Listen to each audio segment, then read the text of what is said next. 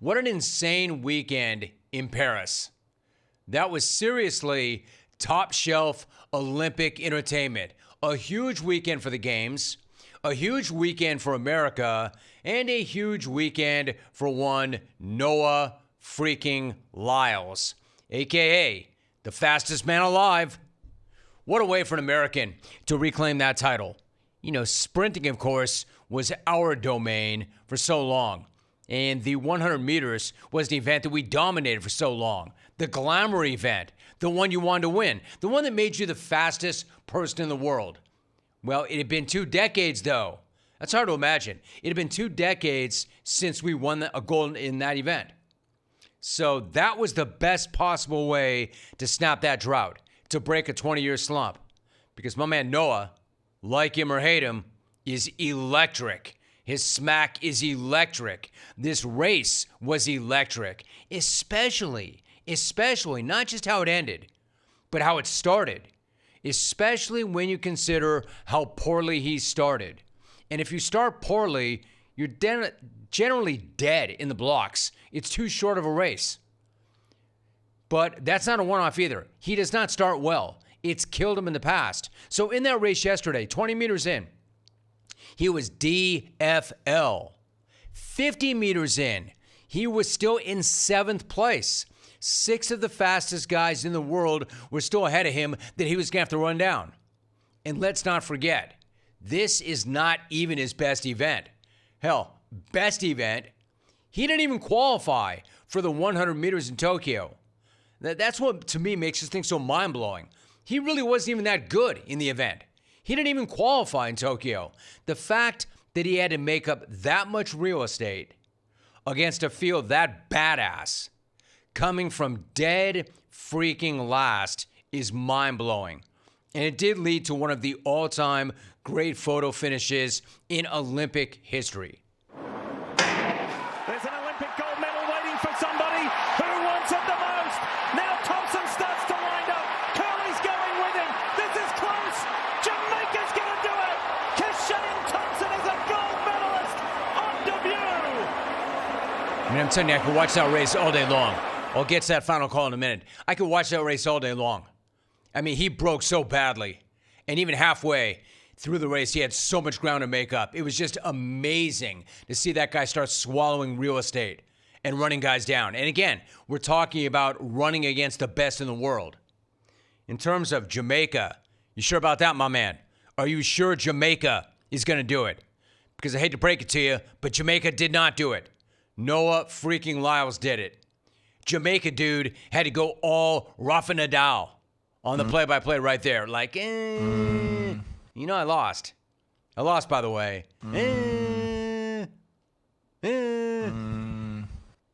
You know what, though? Honest mistake. Honest mistake, since it was pretty much as close of a race as you're ever going to get. Pretty much as close a race as we've ever seen, at least at the Olympics. The dude won by 5 thousandths of a second. The entire field, 1 through 8, was separated by 12 hundredths of a second. The race was so close that the guy who technically crossed the finish line didn't even win the race. The guy who technically crossed first did not win the race. Now, if you're still slightly confused about that, that's not the rule. The rule, that's not part of the ref show. The rule is not who gets a body part across that line first. Believe it or not, the rule is whose torso crosses the line first. Starting at the clavicle, this is why you always see the lean. But if you really slow it down, you can pretty clearly see that Lyles barely had him on that lean. Check this out if you're watching. Here's the slow-mo on the stream. You see a foot cross before the torso crosses, but it's the torso. So that's the slow-mo look at it. Check this one more time on the stream. It's incredible. The front shoulder just crosses. So he barely gets across first. So much so that after the race, he thought he'd lost and said as much to the guy that he thought beat him. Thompson's up in lane 3. He gets a toe to the line just before Lyles, but if you keep watching that, his torso does cross second. So, sorry tinfoilers, no tinfoil necessary. Credit to the judges for actually turning that correct result in less than a minute. Huge part of why this is so impressive, though, is because it isn't just a massive achievement in sprinting. It's also a massive achievement in smack.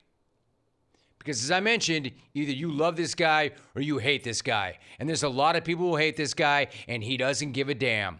Because Noah Lyles can spit it now. He can. If you've been a listener to this show, you know this because we've talked about what he had to say about the NBA.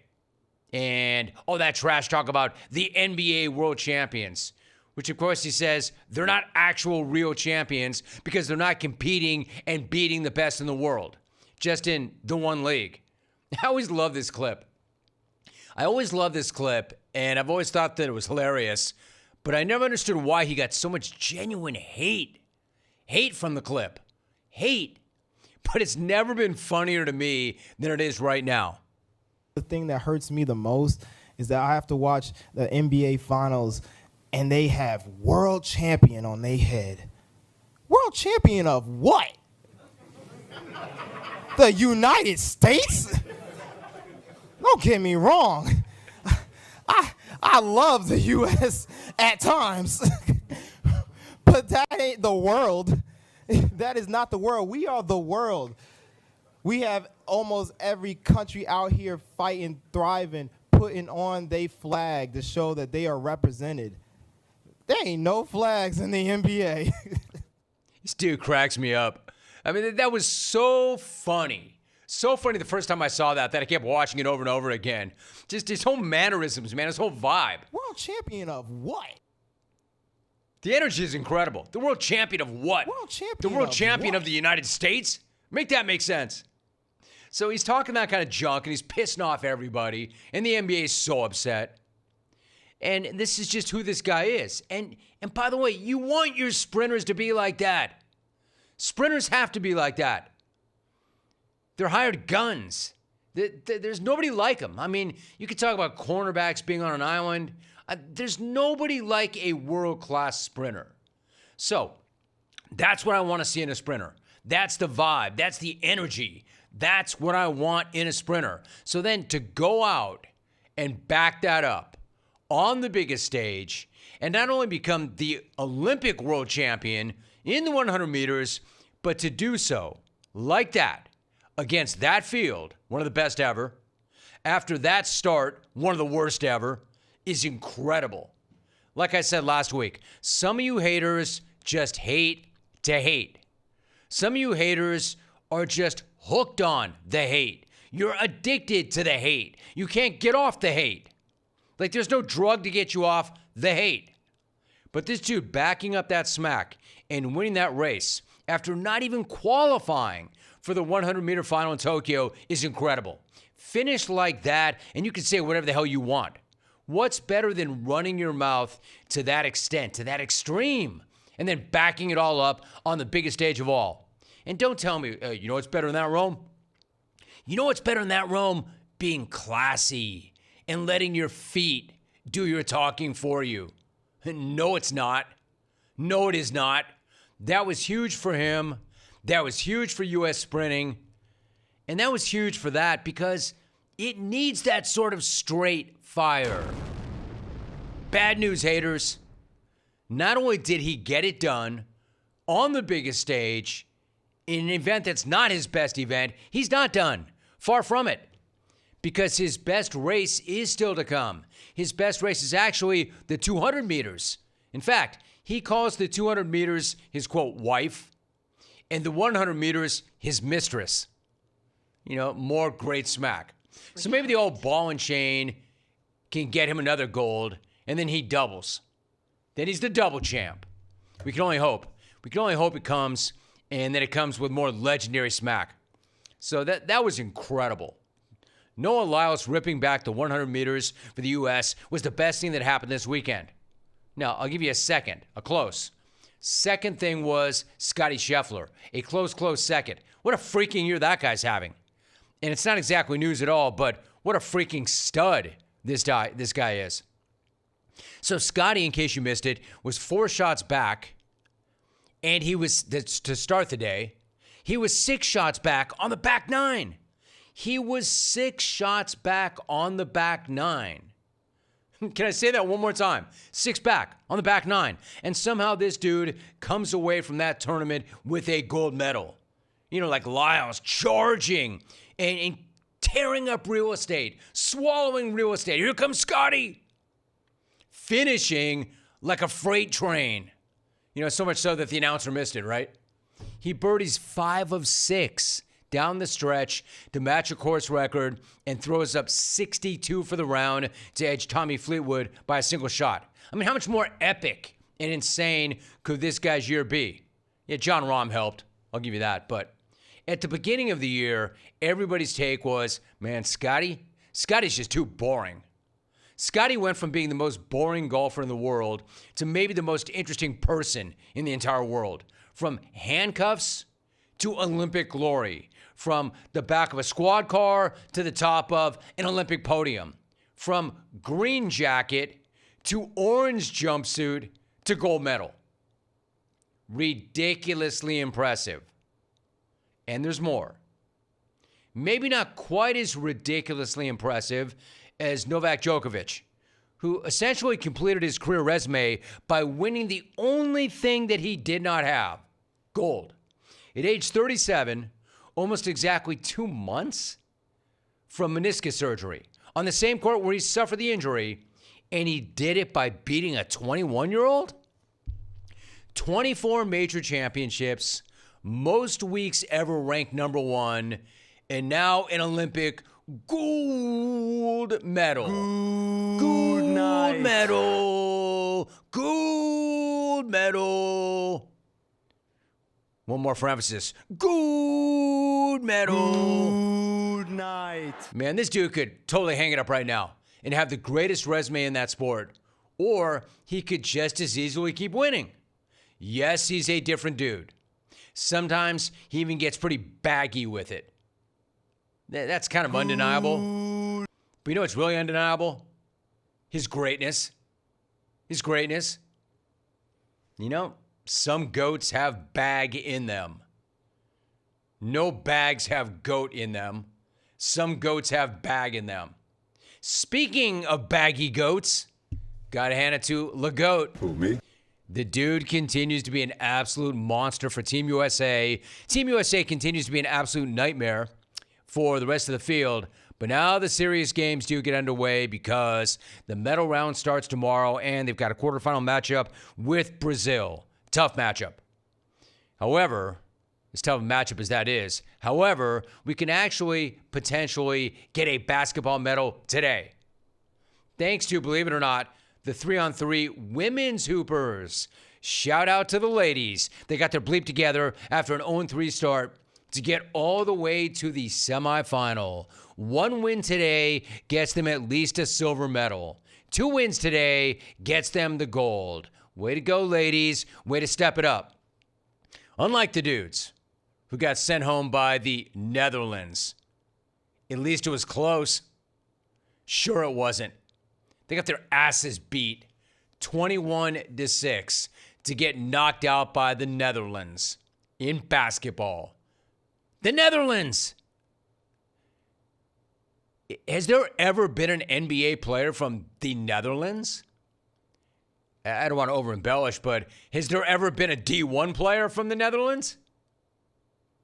21-6? In basketball. I mean, I know Jimmer got hurt, but come on, yo. The U.S. men just played 7 3-on-3 games at the Olympics, and they won 2 of them. And again, we're talking about basketball. It's basketball, right? Like, I don't care if it's 5-on-5, 3-on-3, 1-on-1, 1-on-none. Come on. So credit to the ladies, 0 credit to the men. What a dumpster fire. Although, yes, there's more. You want to talk about an Olympic opening block. You want to talk about an Olympic whip. There's more. How about that dumpster fire, as long as we're talking about dumpster fires? How about the dumpster fire that's known as Growler River, which was back in action today? Not only was Pooh River back in action today, Hardy, I know you get really riled up about that. Take it easy, bro. Take it easy. Team USA pulled an epic comeback in the mixed triathlon. All right, again, the mixed triathlon to rip a silver. Yo, tell us how our ass tastes. I think we already know. Like Growler. They did it in the Growler River. Anyway, we get a silver. A silver in the great liquid equalizer. But then again, it is liquid. That's kind of redundant, right? We know. Getting a little too graphic. I know. Anyway, you love to see it. We did it. We got a silver medal in the great equalizer. Honestly, the quotes afterwards were even better than the race itself. As an example, American triathlete Morgan Pearson, who expressed frustration with the whole E. coli testing process, saying, quote, "It just seemed like a bit of a crapshoot if we raced or not." Well played, Morgan. I bet it did seem like a crapshoot. I bet it smelled like a crapshoot. I bet it tasted like a crapshoot when you jumped into the crapshoot. All right, Alex. I see you working. He actually gave his review after the race of what it was actually like to be in Growler River. So in general, when you're like, sometimes when you like put your hand in and you like reach down, you like if you can see your hand, it seems very dirty. I could see my hand, so it wasn't extremely murky. I think it was actually murkier in Tokyo, but it did seem quite brown. Right. You don't say. It seemed quite brown. You don't say. I bet it tasted quite brown. I bet it smelled quite brown. Yeah, brown water is not the most exciting water for swimming, especially when you and the rest of the world know exactly why that brown water is brown. That's not a special kind of silt or clay or dirt from the riverbed. That's just crap. I mean, I'll be real with you. In Eagle River, our water is kind of brown. It is. But it's not crap. I know it's not crap. It's like tea, or I don't even know what it is, but I know for a fact it's not. And you can come at me. I know for a fact it's not crap. I've been in it and never gotten sick and never had to go to the hospital after jumping off my dock. We know there are growlers in that river. And to the other point, we know people are getting sick. One Belgian woman who participated in the women's triathlon was even hospitalized over the weekend. Not, I don't feel so well, hospitalized for multiple days. As if competing in a triathlon was not challenging enough, impressive enough. Imagine having to deal with the mental hurdle of having to jump in crap water that you know has high levels of E. coli. And you also know has already made other people sick. You want to talk about toughness. You want to talk about sacrifice. If you really consider the situation, the U.S. mixed triathlon silver might be the most impressive medal that Team USA won at the entire games, which is why I love this sentiment from another one of the triathletes, Seth Ryder. He says the Growler River swim was all worth it. Quote, "I don't really care now. I don't really care now. I've got this medal. I'll take a night in the bathroom." End of quote. You see what I mean? That's dedication. That's hardcore. That's grit. That's disgusting. See Olympic spirit? Noah Lyles famously asked world champions of what? World champion of what? It's so funny. It's not only that he posed the question, it's just the tone. It's how he said it. World champion of what? This dude cracks me up. What? The 100 meters is impressive. The world champion of what? The 100 meters? Well, that makes you the fastest man alive. What about this, though?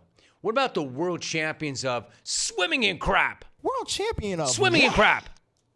Or technically, the silver medalists of swimming in crap? I don't really care. Any medal for surviving Growler River should really be considered a brown medal anyway.